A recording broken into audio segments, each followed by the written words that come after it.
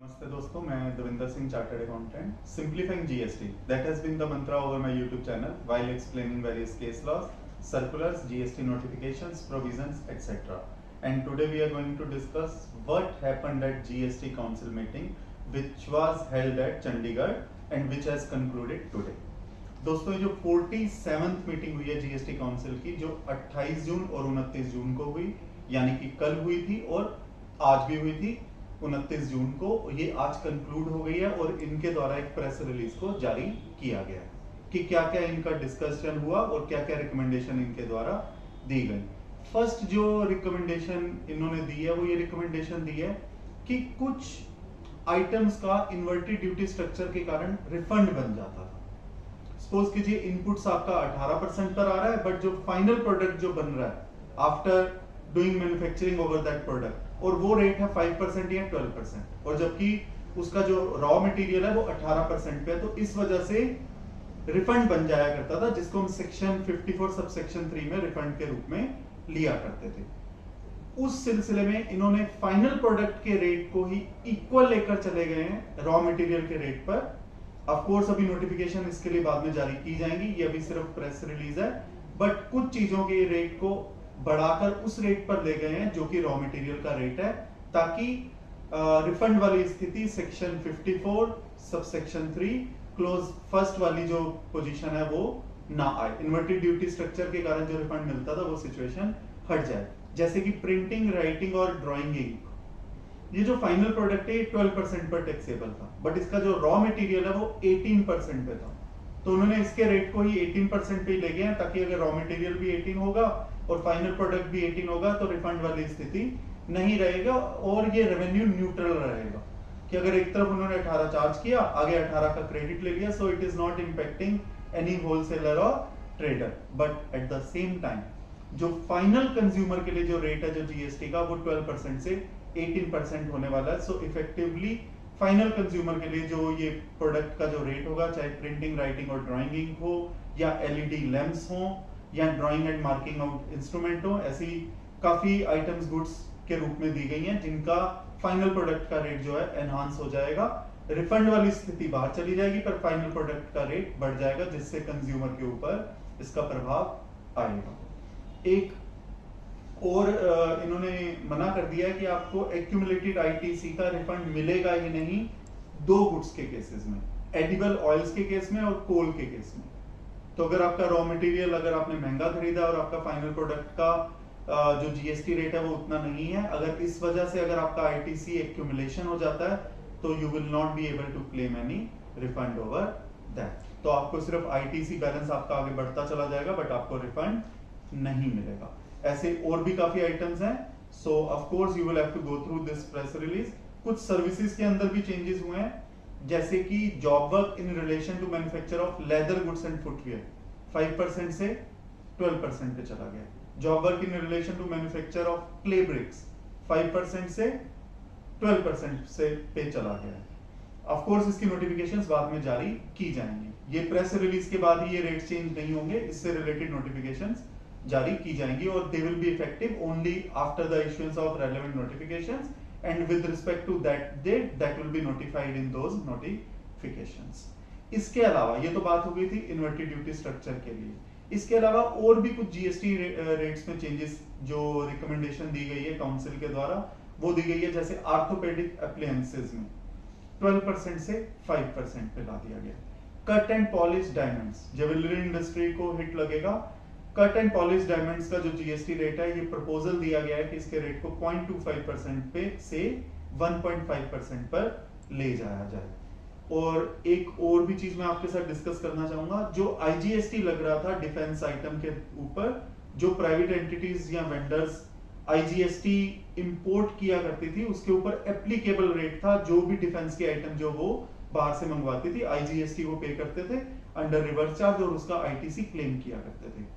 But जब वो finally वो डिफेंस को ही अगर उन्होंने सप्लाई देनी है, तो जब वो डिफेंस को सप्लाई देते थे तो कोई भी जीएसटी रेट नहीं था, तो उनका आईटीसी एक्यूमुलेशन हो जाता था, जिसको वो रिफंड के रूप में क्लेम किया करते थे.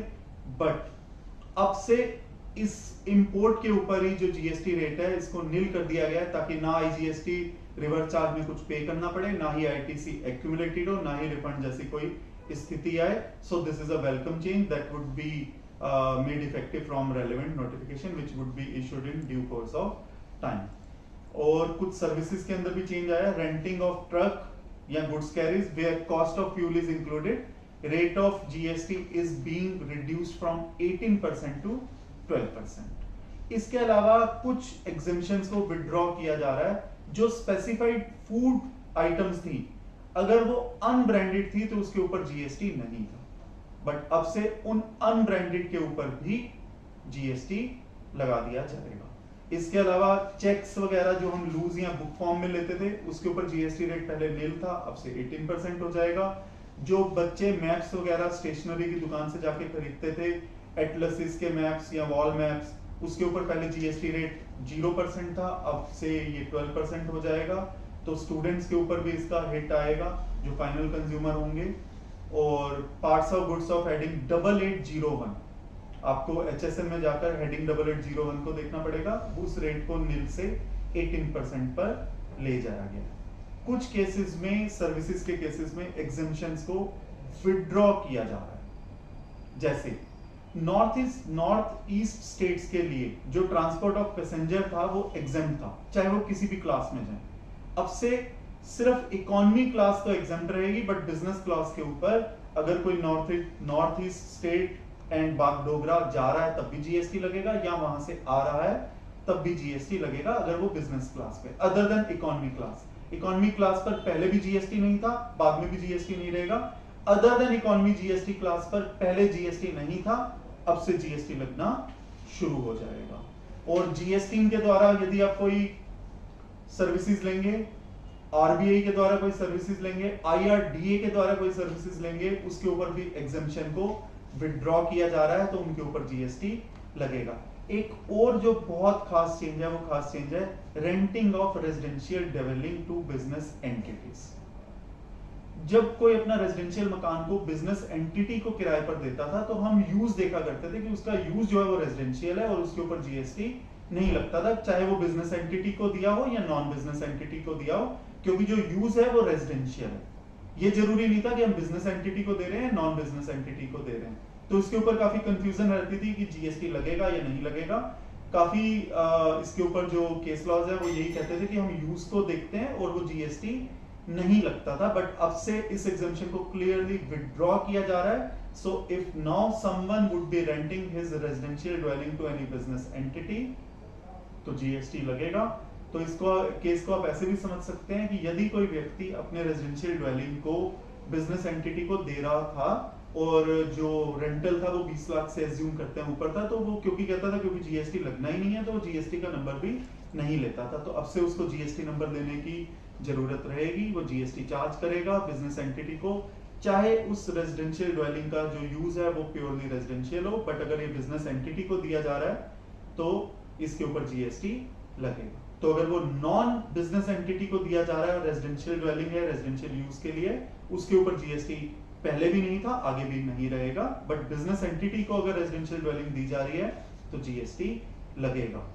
पहले जो होटल एकोमोडेशन थी अप टू 1000 पर डे तक उसके ऊपर कोई जीएसटी नहीं था. अब से जो प्रपोजल है वो 12% का.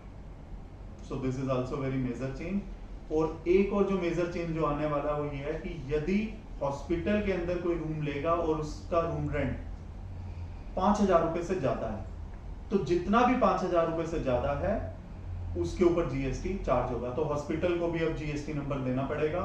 जो पहले रूम रेंट एग्जेम्प्ट था वो exemption more than 5000, exceeding 5000 per day वाले रूम के लिए उन पेशेंट्स को हॉस्पिटल चार्ज करेगा, और पेशेंट्स जो 5000 से ऊपर अगर जितना भी रूम रेंट था उसके ऊपर जीएसटी पे करेंगे. तो इफ एनी पेशेंट ने यदि कोई रूम रेंट लिया जो 7000 का है तो उसको जीएसटी 2000 पर पे करना पड़ेगा हॉस्पिटल को. बट ये बात आईसीयू पर एप्लीकेबल नहीं होगी. तो इट मींस अगर ये रूम रेंट आईसीयू का है तो उसके ऊपर पहले भी कोई जीएसटी नहीं था, आगे भी जीएसटी नहीं रहेगा. और कुछ चीजों के ऊपर क्लैरिफिकेशन दी गई है जीएसटी काउंसिल के द्वारा. वो क्लैरिफिकेशन कुछ गुड्स से रिलेटेड जो दी गई है इलेक्ट्रिकल व्हीकल्स, चाहे उसके अंदर बैटरी पैक लगा हो या ना लगा हो, उसके ऊपर जो जीएसटी रेट है वो 5% ही रहेगा। और मैंगो पल्प जो कि फ्रेश मैंगो नहीं है या रॉ मैंगो नहीं है, उनके ऊपर जो जीएसटी रेट है वो 12% रहेगा। बाकी जो है रॉ मैंगो या फ्रेश मैंगो वो एग्जेम्प्ट रहेंगे। और सर्विसेज के ऊपर भी काफी क्लैरिफिकेशन दी गई है। एक आइसक्रीम पार्लर के ऊपर यदि आपको याद हो लास्ट ईयर काफी रेड्स हुई थी, क्योंकि आइसक्रीम पार्लर जो है जनरली वो 5% जीएसटी पे कर रहे थे। वो अपने आप को रेस्टोरेंट सर्विसेज के अंदर मानते थे कि हम तो एक तरीके से हम फूड सप्लाई कर रहे हैं, हम एक फूड काउंटर के रूप में हैं। बट एक सर्कुलर आया था जिसमें क्लैरिफाई किया गया था कि नहीं 18% देना था, और जबकि वो शुरू से 5% दे रहे थे, जिसके कारण उनके ऊपर काफी रेड्स भी हुई, काफी उनको डीजीसीआई ने बुलाया भी अपने यहाँ। अब से एक क्लैरिफिकेशन दे दी गई है कि उस पीरियड को लिटिगेशन से बचने के लिए 1 जुलाई 2017 से लेकर 5 अक्टूबर 2021 के पीरियड को यदि किसी ने 5% दिया हुआ है without claiming any ITC, so that will be deemed to be okay, तो उनको उस लिटिगेशन को नहीं झेलना पड़ेगा और 18% देने की नौबत नहीं आएगी। क्योंकि जिन्होंने सिर्फ 5% दिया, अब वो 13% रिकवर किससे करें? यदि वो 5% की जगह 18% हो जाता है तो वो 13% किससे रिकवर करें? तो ये काफी वेलकम मूव है जो जीएसटी काउंसिल ने प्रपोज किया है। और अगला चीज तो काफी इजी है कि यदि कोई एजुकेशनल यूनिवर्सिटी है वो सर्टिफिकेट दे रही है एडमिशन का या माइग्रेशन सर्टिफिकेट दे रही है, तो उन चार्जेस के ऊपर कोई जीएसटी नहीं रहेगा।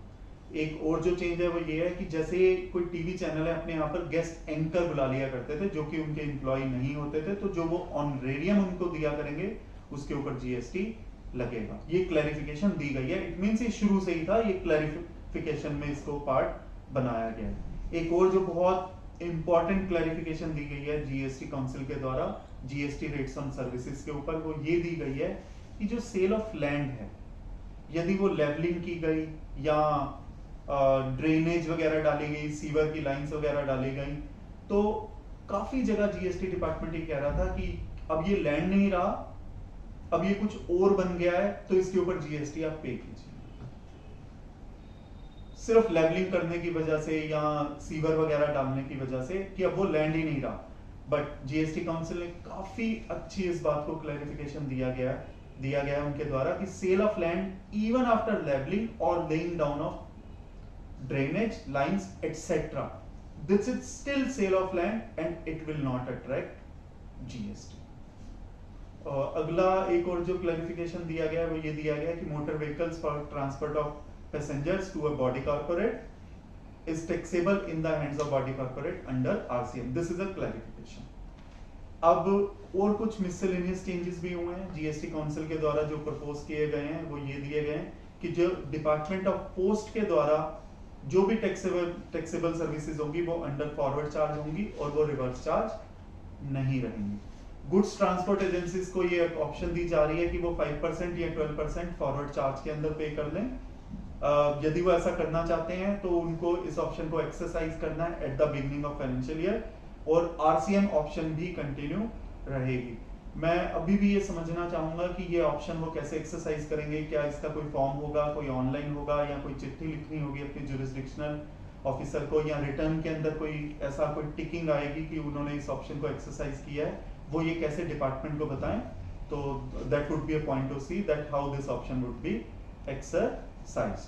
और कुछ मेजर्स दिए गए हैं ट्रेड फैसिलिटेशन के लिए, वो ये दिए गए हैं कि यदि कोई ई कॉमर्स ऑपरेटर के द्वारा यदि कोई अपनी गुड्स दे रहा होता था या सर्विसेज दे रहा होता था, तो उसको पहले रुपए से ही सेक्शन 24 के अंदर, सेक्शन 24 क्लोज 9 के अंदर कंपलसरी या मैंडेटरी रजिस्ट्रेशन लेना जरूरी था। कोई उसके लिए कोई टर्नओवर का कोई बेनिफिट नहीं था, पहले रुपए से ही नंबर लेना जरूरी था। काफी लोगों को जो ई कॉमर्स ऑपरेटर के थ्रू काम करने की सोचते थे तो उनको पहले रुपए से ही जीएसटी रजिस्ट्रेशन लेना पड़ रहा था। बट अब से एक ये क्लैरिफिकेशन दी गई है ट्रेड फैसिलिटेशन के लिए, ट्रेड की फैसिलिटी के लिए, कि अगर वो सेक्शन 22 के टर्नओवर का बेनिफिट उनको अवेलेबल रहेगा अगर वो inter state supply of goods नहीं कर रहे, इंटर स्टेट सप्लाई नहीं कर रहे हैं, चाहे गुड्स हो या सर्विसेज हो, तो उनको ये बेनिफिट रहेगा। इसके साथ साथ कंपोजिट डीलर जो कि इंटर स्टेट सप्लाई नहीं कर सकते थे, यदि अब से वो ई कॉमर्स ऑपरेटर के थ्रू करेंगे तो उनको ये अलाउंस दिया जाएगा। ये टेंटेटिव बेसिस पर देखा जाएगा कि ये चेंज किस तरह से रिस्पॉन्ड करता है, और ये 1 जनवरी 2023 से प्रभावी होगा। ऑफ कोर्स इससे रिलेटेड नोटिफिकेशंस जारी की जाएंगी। मैं बार बार ये कहना चाहूंगा, ये जो प्रेस रिलीज है, ये प्रेस रिलीज अपने आप में प्रभावी नहीं है, इससे रिलेटेड नोटिफिकेशंस जारी की जाएंगी। रूल 89 सब रूल 5 के लिए भी फॉर्मूला बताया गया है कि रिफंड क्लेम करने के लिए कैसे, किस रेशो में इनपुट्स और इनपुट सर्विसेज को देखा जाएगा।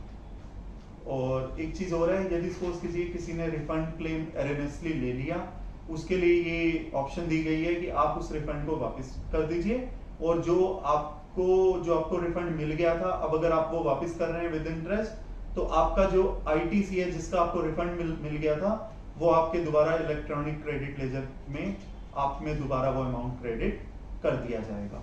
एक सेक्शन 50 सब सेक्शन 3 है, उसके अंदर भी चेंज जो कि हमारे फाइनेंस एक्ट 2022 में भी ऑलरेडी प्रपोज्ड है, जबकि वो अभी नोटिफाई होना है। उसके लिए भी जीएसटी काउंसिल ने ये सेंट्रल गवर्नमेंट को कहा है, ये रिक्वेस्ट की है कि इससे रिलेटेड नोटिफिकेशन को जल्द से जल्द जारी किया जाए कि जो रेट ऑफ इंटरेस्ट है वो 24% नहीं, वो 18% ही है, और वो 1 जुलाई 2017 से प्रभावी रहेगा। जो जीएसटीआर 4 होती है, जो जॉब वर्कर को भरनी होती है, ITC GSTR 4 sorry composition scheme के लिए जो जीएसटीआर 4 या इनको कंपोजिशन स्कीम 08 है, उसके लिए फीस वेवर की बात को कहा गया है। Sorry, this is not ITC 04, this is GSTR 4। और इसके अलावा जो चेंजेस हुए हैं, कुछ और चेंजेस भी मैं आपसे बात कर लेता हूँ। वो चेंजेस ये हैं कि सेक्शन 17 सब सेक्शन 5 जो ब्लॉक क्रेडिट की बात करता है, उसके ऊपर कुछ क्लैरिफिकेशंस जीएसटी के द्वारा जारी की जाएंगी, ताकि सेक्शन 17 सब सेक्शन 5 को इंटरप्रेट करने में कोई प्रॉब्लम ना आए। अभी तक जो हम टैक्स पे करते थे वो जनरली बैंक के थ्रू पे करते थे, अब से उसके अंदर यूपीआई और आईएमपीएस को भी इंक्लूड किया जाएगा। तो यदि आगे से कोई अपना टैक्स को सिर्फ बैंक के सहारे ना सही यूपीआई और आईएमपीएस के थ्रू भी पे करना चाहेगा, तो ये फैसिलिटी उसको मिल जाएगी। अगला जो चेंज है वो ड्यूटी फ्री शॉप से रिलेटेड है। जो क्लैरिफिकेशन दी गई है वो ये दी गई है कि कोई ड्यूटी फ्री शॉप से यदि कोई आउटगोइंग इंटरनेशनल पैसेंजर है तो उसको एक्सपोर्ट माना जाएगा, चाहे वो विद पेमेंट ऑफ टैक्स किया जाए या विदाउट पेमेंट ऑफ टैक्स हो, और उसका बाद में ड्यूटी फ्री शॉप अपना रिफंड क्लेम कर सकती है। एक और जो चेंज हुआ है वो चेंज हुआ है सेक्शन 29 सब सेक्शन 2 में, यदि कोई अपनी रिटर्न फाइल नहीं करता था तो उसके नंबर को सस्पेंड और फिर कैंसिल किया जा सकता था। अब से वो जैसे ही अपनी रिटर्न फाइल कर देगा तो ऑटोमेटिकली उसका नंबर चालू हो जाएगा। ये चेंज प्रपोज किया गया है रूल 21 कैपिटल ए सब रूल 2 कैपिटल ए के अंदर। और एक और जो चेंज हुआ है वो ये चेंज हुआ है जो कि काफी इंपॉर्टेंट चेंज है, वो ये है कि यदि किसने एरनियस रिफंड क्लेम कर लिया सेक्शन 73 के अंदर, तो 1 मार्च 2020 से लेकर 28 फरवरी 2022 के पीरियड को एक्सक्लूड कर दिया जाएगा for the purpose of financial year 17-18। तो पूरे 2 साल 1 मार्च 2020 से 28 फरवरी 2022 जो 2 इयर्स का पीरियड है, इस पूरे 2 साल को एक्सक्लूड कर दिया जाएगा सेक्शन 73 के लिमिटेशन पीरियड को काउंट करने के लिए फाइनेंशियल ईयर 17-18 के लिए। तो उस केस में यदि हम वैसे सेक्शन 73 देखें तो जो लिमिटेशन पीरियड है वो 3 इयर्स का है, तो यदि ये 2 साल भी जुड़ जाएंगे तो एनुअल रिटर्न से जो 3 साल हमें कैलकुलेट करने हैं उस 3 की जगह हमें 5 कैलकुलेट करने पड़ेंगे, क्योंकि एरनियस रिफंड के क्लेम के केस में इन 2 इयर्स को एक्सक्लूड किया जा रहा है। और other than these erroneous refund claims के लिए भी जो due date of annual return है वो एक्सटेंड किया जाएगा पीरियड को अदर केसेस में 30 सितंबर 2023 तक। जबकि मेरे लिए अभी ये समझना मुश्किल है कि कैसे बिना एक्ट के अंदर कोई चेंज लाए, कैसे प्रेस रिलीज के सहारे या नोटिफिकेशन के सहारे किसी पीरियड को, किसी लिमिटेशन पीरियड को एक्सटेंड किया जा सकता है। मुझे उम्मीद है ये कॉन्स्टिट्यूशनल वैलिडिटी ऐसी नोटिफिकेशन की जरूर हाई कोर्ट का दरवाजा खटखटाया जाएगा। इसके अलावा और जो चेंजेस हैं जो कि काफी इंपॉर्टेंट चेंजेस हैं कि काउंसिल ने डिसाइड किया है कि ग्रुप ऑफ मिनिस्टर बनाया जाए और जो वेरियस कंसर्न्स को एड्रेस करे कि कब तक जीएसटी अपीलेट ट्रिब्यूनल बनेंगे। हम शुरू से वेट कर रहे हैं कि जीएसटी अपीलेट ट्रिब्यूनल बने, आज के दिन जो अपील का प्रोसेस है वो सिर्फ अपलेट अथॉरिटी तक जाकर रुक जाता है, जबकि जीएसटी एक्ट हमें अपलेट अथॉरिटी, अपलेट ट्रिब्यूनल, हाई कोर्ट और सुप्रीम कोर्ट तक भी जाने तक की भी बात या फैसिलिटी हमें ये देता है। बट क्योंकि ट्रिब्यूनल बना नहीं है तो हम सिर्फ अपलेट अथॉरिटी तक सेक्शन 107 का ही सिर्फ लाभ उठा पाते हैं, और उसके बाद जो ऑप्शन हमारे पास बचती है वो सिर्फ high court by way of writ petition बचती है। दोस्तों मैं उम्मीद करता हूँ कि जो जीएसटी के द्वारा जो काउंसिल के द्वारा जो प्रेस रिलीज जारी की गई है, कुछ इंपॉर्टेंट पॉइंट्स को मैंने आपके साथ डिस्कस किया है। I would still request you to go through this press release extensively and not just rely on this 12-13 minutes video. At the same time, one more time I would like to clarify this कि ये जो press release है ये आज के दिन से प्रभावी नहीं है, ये 29 जून 2022 से प्रभावी नहीं है। ये सिर्फ सिंप्लीफाइड भाषा में जो बातें हुई, जो काउंसिल के अंदर जो डिसीजन लिए गए उनको हमें समझाया गया, बट इनसे रिलेटेड नोटिफिकेशंस बाद में जारी की जाएंगी और उन नोटिफिकेशंस के द्वारा ही ये प्रभावी बनेंगी, और उस डेट से प्रभावी बनेंगी जिस डेट का मेंशन उन नोटिफिकेशंस के अंदर होगा। दोस्तों मैं उम्मीद करता हूँ ये वीडियो आपके बिजनेस एंडेवर्स के लिए, आपकी जीएसटी नॉलेज के लिए, आपके जीएसटी एंडेवर्स के लिए, आपके प्रोफेशनल एंडेवर्स के लिए काफी यूजफुल साबित होगा। धन्यवाद।